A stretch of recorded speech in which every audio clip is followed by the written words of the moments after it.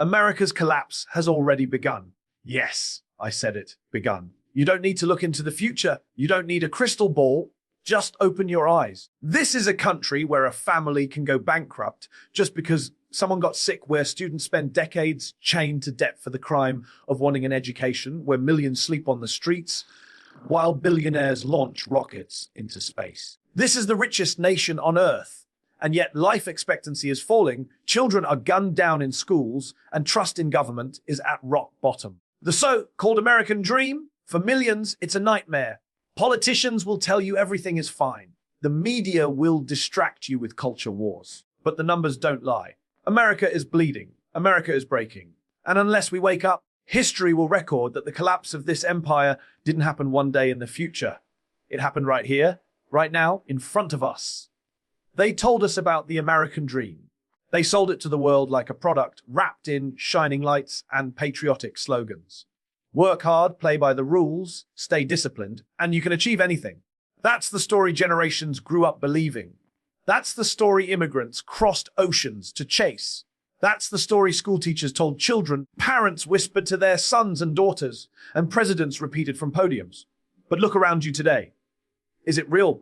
Or has it already slipped into the realm of fantasy? A fairy tale told to keep people obedient while the system rots beneath their feet. Because the truth is uncomfortable. The truth is brutal. The truth is this: the American dream has already died. Not tomorrow, not sometime in the future. It's gone. And nobody in power wants to admit it, because admitting it would mean taking responsibility for destroying it. Think about it. The promise was simple: if you work hard, you'll be rewarded. Yet millions work too, even 3 jobs, and they still cannot afford rent, healthcare, or food on the table. Parents send their children to school, but the cost of college chains them to decades of debt before they even set foot into the so-called real world. A new graduate in America begins their life not with opportunity, but with a financial prison cell. That's not a dream. That's a nightmare with a shiny label. And what about healthcare? The richest nation on Earth lets its citizens die because they cannot afford treatment. A medical emergency here is not just a health crisis. It's a financial catastrophe. Families lose homes, file for bankruptcy, and live in fear of a simple accident or an unexpected illness. What kind of dream demands that your survival depends not on your doctor, but on your bank account? We were told that this country is a land of equality, a level playing field, but the gap between rich and poor is wider than ever. The top 1% lives in castles of unimaginable luxury while ordinary families drown in bills. The wealthy buy influence, buy politicians, buy silence. And what do working Americans buy? Overpriced groceries, suffocating rent, broken cars, endless credit card payments. That's not a ladder of opportunity. That's a treadmill of exhaustion. And then there's housing. The idea was that you could own a home, raise a family, build a future. Today, home ownership is out of reach for millions. Prices soar, wages stagnate, and the so-called dream of a white picket fence is replaced by the reality of eviction notices. Entire generations are locked out of the very thing their parents were promised as a birthright. But maybe the cruelest part of all is the lie we tell children. We tell them this is the greatest country in the world. We tell them anyone can succeed. We tell them to dream big. And then, the moment they step into adulthood, we throw them into a system that crushes them, that demands more than it gives, that mocks their ambition while rewarding the very few at the top. Children grow into adults who realize that the dream was never meant for them, that the game was rigged from the start. And once that realization hits, it doesn't inspire hope. It breeds despair. Look at the statistics. Life expectancy in America is falling, not rising. Child poverty is among the highest in the developed world. The cost of living explodes while wages crawl. Teachers work 2 jobs. Veterans sleep on sidewalks. Parents ration insulin. Students drop out, not because they lack ability, but because they lack money. Does this sound like the dream we were promised? Or does it sound like a nation asleep, refusing to wake up to the nightmare? The American dream was supposed to be about mobility, about moving forward, about building something better. Instead, entire communities are stuck in cycles of poverty and violence. Instead, entire families are chained to the past, unable to climb out of the holes dug for them by greed and corruption. And when people protest, when they demand change, they're told to be grateful for what they have, as if survival itself is a privilege. The silence is deafening. Politicians won't say it.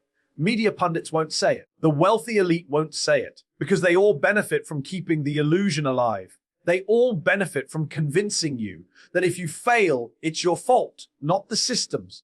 That if you're poor, it's laziness, not injustice. That if you're drowning, you should just swim harder, not question why the water is rising around you in the first place. So here we are, standing in a nation where the dream has already died, but the funeral is never announced, because to announce it would be to admit defeat, to admit corruption, to admit betrayal. And that's something those in power will never do. Debt. That word alone carries a weight heavy enough to crush dreams, futures, and entire lives. In America, debt isn't just a financial concept, it's a way of life. It's the invisible chain wrapped around millions of necks, dragging them down while they are told to smile, to keep going, to keep believing in a system designed to bleed them dry. Families, students, even the government itself, this nation is drowning in debt, and yet we're told it's normal. We're told it's the price of freedom. We're told it's the cost of living in the so-called greatest country on earth. But how great can a country be when its citizens spend their entire lives paying off bills they never had a chance to escape? Start with students. 18-year-olds, barely adults, are asked to make life-defining choices. They're told college is the ticket to success, the key to opportunity, the only way to climb the ladder. But the moment they sign those papers, they sign away their future, tens of thousands of dollars in loans hanging over them before they've even earned their first paycheck. Imagine beginning adulthood not with freedom, but with shackles. The irony is cruel. Students go to school to unlock doors, but instead, those doors lock them in a prison of interest rates and repayment plans that stretch across decades. They graduate not into opportunity, but into obligation. They don't chase dreams, they chase bills. And every decision they make, what job to take, where to live, when to start a family, is haunted by the shadow of debt. Move to families. The promise used to be simply work hard, save money, buy a home, provide stability. Today, stability is a luxury. A family emergency isn't just emotional, it's financial devastation. A car breaks down, a medical bill arrives, and suddenly the credit card is maxed out. Parents borrow from banks, from friends, from anyone who will lend, just to keep food on the table and a roof overhead. Debt becomes a cycle, a quiet storm raging in households across the nation. Children grow up watching their parents struggle, not with laziness or irresponsibility, but with a system designed to keep them running in place. The cruelest part is the shame. Society tells them if they're buried in debt, it's their fault, their bad choices, their lack of discipline. But how do you call it a choice when the rent goes up, the bills keep coming, and wages stay the same? And then there's the government itself, the very institution that tells people to live within their means. While it borrows trillions, it can never repay. The national debt is so large it has stopped being a number and has become an abstraction, something too big for ordinary minds to comprehend. But make no mistake, it has consequences. Interest payments alone swallow billions of dollars each year, money that could build schools, repair bridges, provide health care. Instead, it goes to creditors, to the very financial institutions that already control so much. It's not just families drowning, it's the entire nation sinking under the weight of promises it can't afford to keep. And when the government borrows recklessly, it sets the example. If Washington can survive on debt, why can't ordinary families? The sickness trickles down from the top. Debt doesn't just empty wallets, it empties hope. It changes how people see their future. Young people delay marriages, postpone having children, avoid buying homes. Middle-aged parents wonder if they'll ever retire or if they'll die still paying off the bank. Seniors cut pills in half because Medicare doesn't cover enough. Debt creates fear, anxiety, paralysis. It strips people of freedom, the very freedom America brags about to the rest of the world. What freedom is there when every paycheck is already spoken for? When every dollar is borrowed before it's earned, when every dream is mortgaged to a creditor who never sleeps. And yet, the machine keeps running because someone is profiting. Banks profit, lenders profit, credit card companies profit, politicians funded by those industries look the other way. Debt is not an accident, it is a business model. A nation built on freedom has turned its citizens into customers of financial misery. Every swipe of a card, every loan taken, every late fee collected is another brick in the wall separating ordinary Americans from the life they were promised. The tragedy is that people accept it. They're told debt is normal, that everyone has it, that It's just part of modern life. But normalization doesn't erase destruction. Just because millions are suffering together doesn't make it less painful. It just hides the scale of the catastrophe. The truth is, this country doesn't run on productivity or innovation anymore. It runs on debt. Student debt, medical debt, credit card debt, national debt. It's the fuel that keeps the engine alive, even as it poisons the very people forced to burn it. Step back and ask, what kind of future does this create? A nation where young people start behind, where families never catch up, where the government itself is a debtor begging for time. A nation where tomorrow always costs more than today, and where the dream of progress is replaced by the reality of survival. This isn't freedom. This isn't prosperity. It's quiet collapse. One bill, one loan, one interest payment at a time. Violence is supposed to be the language of broken societies, failed states, nations at war. Yet here, in the heart of America, violence has become ordinary, routine, woven into the fabric of daily life. The sound of gunfire is no longer shocking, it's familiar. School shootings, mass shootings, domestic shootings. Events that should horrify a nation have instead numbed it. Every headline screams tragedy, yet every tragedy fades into the background, replaced by the next one. This is not the dream of safety and prosperity. This is a nation that cannot protect its own children, its own people, its own soul. Think of a child sitting in a classroom, pencil in hand, books open, supposed to be learning about the future. And yet, in the corner of their mind, they wonder, what if today is the day someone walks in with a gun? Imagine the trauma of lockdown drills, little kids crouching under desks, practicing how to survive in a country that refuses to protect them. No other developed nation forces its children to prepare for war in their schools. And yet here, it is normal. That is not freedom. That is fear dressed up as freedom. And it's not just schools. Malls, churches, grocery stores, parades, any place can become a battlefield. The randomness is part of the terror. You don't know when, you don't know where, but you know it will happen again.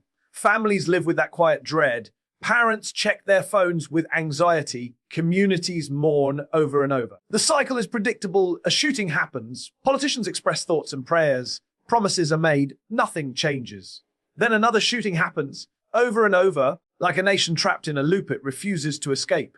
The statistics are staggering. More Americans die each year from gun violence than in wars abroad. More children are killed by bullets than by car accidents. This is supposed to be a civilized nation, yet the leading cause of death for young people is not disease, not accidents, but guns. That single fact should shock a nation into action. Instead, it barely makes headlines anymore, drowned in the noise of political excuses and manufactured distractions. At the heart of the problem is a broken system that values ideology over lives. The right to bear arms has become more sacred than the right to live without fear. Lobbyists pump billions into politics to ensure nothing changes, while ordinary families bury their children. Leaders tell people that more guns will make them safer when the evidence shows the opposite. It's not a debate anymore, it's a tragedy. And the cost is paid not in dollars, but in blood. The cruelty lies in the way victims are forgotten. Each shooting briefly dominates the news cycle, then fades.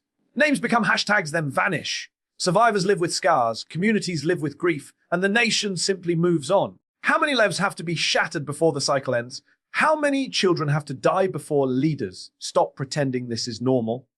Because it is not normal. It is not normal for parents to fear sending their children to school. It is not normal for people to avoid crowded places because of the possibility of a gunman. It is not normal for funerals to outnumber celebrations. Violence also reveals something deeper, a society addicted to fear, anger, and division. Guns are not just weapons, they are symbols in a culture that worships them. Advertised as freedom, sold as power, glorified in movies, wrapped in patriotism. Guns are more than tools, they are idols. And idols demand sacrifice. The sacrifice has been generations of young lives, torn families, broken communities. The altar of the Second Amendment is soaked in blood, and still the nation bows down to it. But the violence isn't just random, it is systemic. Communities of color face higher rates of shootings. Poverty-stricken neighborhoods are flooded with weapons, and yet these communities are also blamed for the problem. Instead of addressing root causes, poverty, inequality, lack of mental health care, the system blames the victims and tightens its grip on weapons. It's a cycle designed to continue. Ask yourself, what happens to a nation where the classroom, the playground, the supermarket, the workplace all feel like potential war zones? What happens to a society where fear replaces trust, suspicion replaces safety, and survival replaces living? That society collapses from within, not because of an outside enemy, but because it refuses to protect itself from itself. And perhaps the most chilling part is the silence of those who should care the most. Leaders, lawmakers, and corporations profit from the chaos.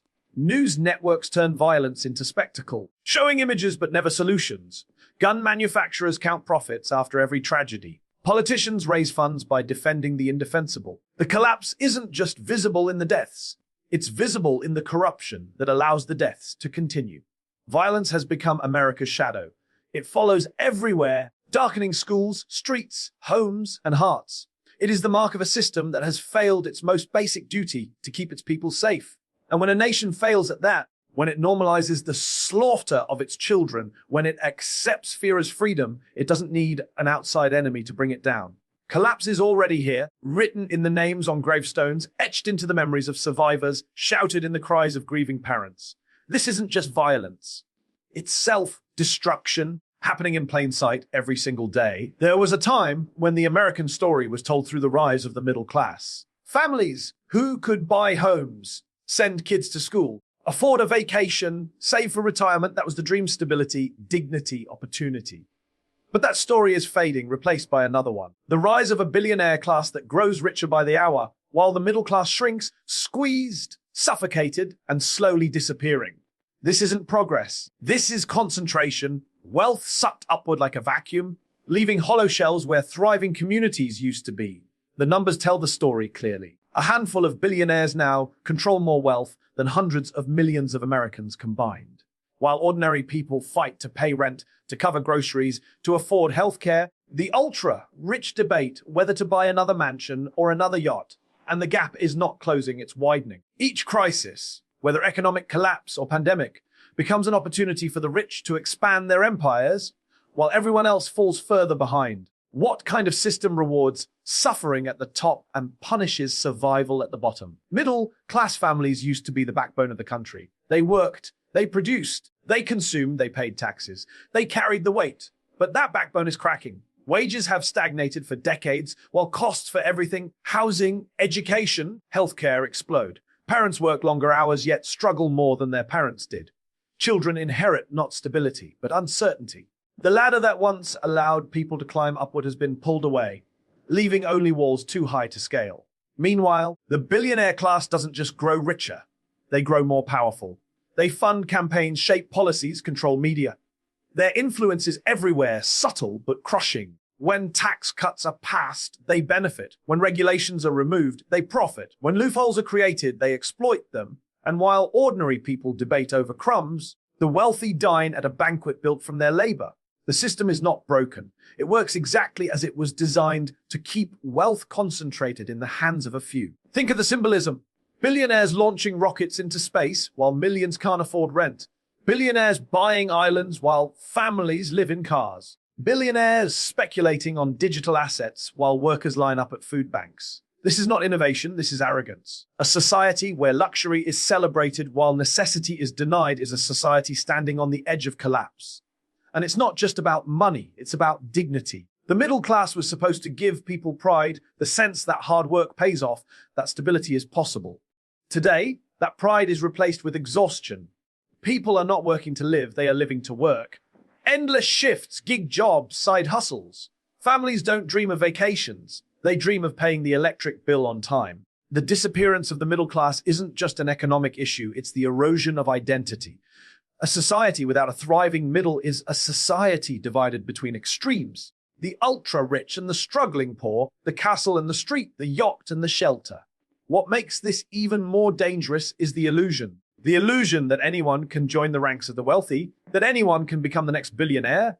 It's sold through stories of entrepreneurs, tech geniuses, lottery winners. But for the vast majority, it's just that, an illusion. The ladder is blocked, the doors are closed, the system is rigged. And while people chase the dream of joining the wealthy elite, they ignore the reality that their own class is vanishing beneath their feet. The culture reflects it too. Billionaires are celebrated like heroes. followed like celebrities. Their wealth is seen as proof of intelligence, ambition, superiority, yet nobody asks the obvious: at what cost? Their fortunes are not created in a vacuum. They are built on the labor of millions, on the exploitation of loopholes, on the destruction of balance. Every dollar concentrated at the top is a dollar pulled from somewhere else. And when too much is pulled, the foundation cracks. History has shown this pattern before. Empires don't fall because of outside enemies alone. They fall when inequality reaches unbearable levels, when the gap between rich and poor becomes a canyon too wide to cross. When the middle disappears, society polarizes, resentment grows, anger erupts, and no amount of luxury towers or private islands can shield the wealthy from the consequences of a broken society. Collapse is not an abstract future, it is the inevitable result of imbalance. The tragedy is that people are told to accept it, to be grateful for what little they have, to admire the billionaires instead of questioning them, to believe that suffering is a personal failure rather than a systemic betrayal. The disappearing middle class is not an accident of history. It is a deliberate outcome of policies, decisions, and priorities that value profit over people, power over fairness, greed over humanity. Every shrinking paycheck, every lost home, every family drowning in bills while billionaires break records is a sign. A sign that the dream is gone, the balance is broken, the foundation is shaking. This isn't just economics, it's survival. And a nation where the middle cannot survive is not a nation rising. It is a nation collapsing, one paycheck, one family, one community at a time. Collapse is not a single explosion, not one dramatic event that shakes the ground in an instant. It is quieter, slower, almost invisible at first. Empires don't crumble overnight. They decay from within, piece by piece, until one day the cracks become too wide to hide. The signs are always there, but people rarely recognize them because collapse doesn't announce itself with a drumbeat. It begins in whispers, in small declines, in warnings ignored. And by the time people finally notice, it is often too late to turn back. Look at history. Rome didn't fall in a single day. It bled over centuries. Corruption, inequality, moral decay, the endless wars, leaders who cared more for themselves than their people. On the surface, Rome looked mighty, powerful, invincible. But beneath the marble and the empire's pride, its foundation was rotting. When the fall finally came, it wasn't sudden. It was the natural result of years of neglect. Every empire follows this rhythm. The decline doesn't begin with the collapse. The collapse is the final stage of the decline. Now look around. What happens when schools cannot educate, when healthcare cannot heal, when leaders cannot lead, when citizens cannot trust? What happens when truth is replaced by propaganda, when wealth is hoarded by a few, when violence becomes normal, when divisions grow deeper? These are not isolated issues, they are symptoms. Symptoms of a system that is no longer stable, no longer sustainable. The house still stands, but the beams are cracked. The roof is intact, but termites eat away at the wood. From the outside, it still looks strong.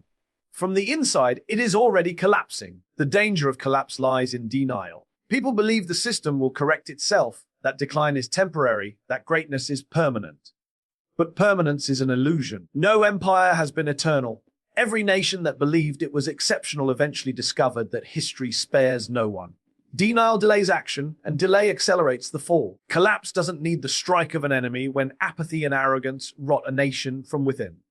Think about the small cracks already visible. A generation buried in debt before they even begin their lives. Parents working harder than ever yet, falling further behind. Children practicing lockdown drills instead of dreaming freely. Families afraid of a hospital bill more than an illness.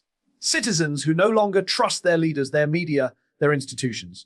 These are not just problems, they are warnings. Warnings that the promise is failing, that the center is weakening, that the dream is dissolving.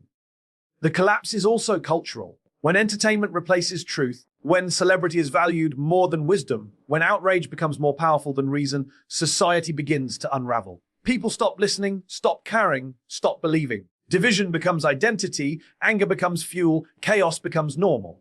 And in that environment, collapse doesn't feel like a sudden shock. It feels like exhaustion. A people too tired to resist, too divided to unite, too distracted to notice. That is how collapse takes root quietly, patiently waiting for the final spark. And there is always a spark. A war, a financial crash, a political scandal, a natural disaster. Something that exposes the weakness already there. Something that reveals how fragile the system truly is. That spark doesn't create collapse. It only accelerates what was already happening. The real cause was not the spark. It was the years of denial, corruption, division, inequality, and arrogance that came before it. The tragedy is that collapse is often preventable, yet rarely prevented. People wait for someone else to act, for leaders to lead, for systems to repair themselves. But leaders are often part of the decay. Systems are designed to maintain the status quo, and by the time urgency is felt, time is gone. Collapse thrives on delay, on excuses, on distractions, and so it continues quietly until the silence breaks into chaos. Imagine the future through this lens. A nation with walls higher than ever, but with foundations too weak to hold them. A nation with wealth greater than ever, but concentrated so tightly it poisons the society that created it. A nation with weapons to destroy the world, but unable to protect its own children from hunger or bullets. A nation shouting about greatness while ignoring the erosion beneath its feet. That is not strength. That is the illusion of strength, and illusions do not last. The lesson of history is harsh but clear. Collapse is not an event. It is a process. A process unfolding now, visible to those willing to see, invisible to those clinging to denial. It doesn't matter how tall the towers are, how loud the slogans sound, how advanced the technology becomes. What matters is the strength of the foundation. And when the foundation is cracked, when the middle disappears, when trust is broken, when fear replaces hope, then collapse has already begun. The only question left is how long the illusion can last before reality takes its place.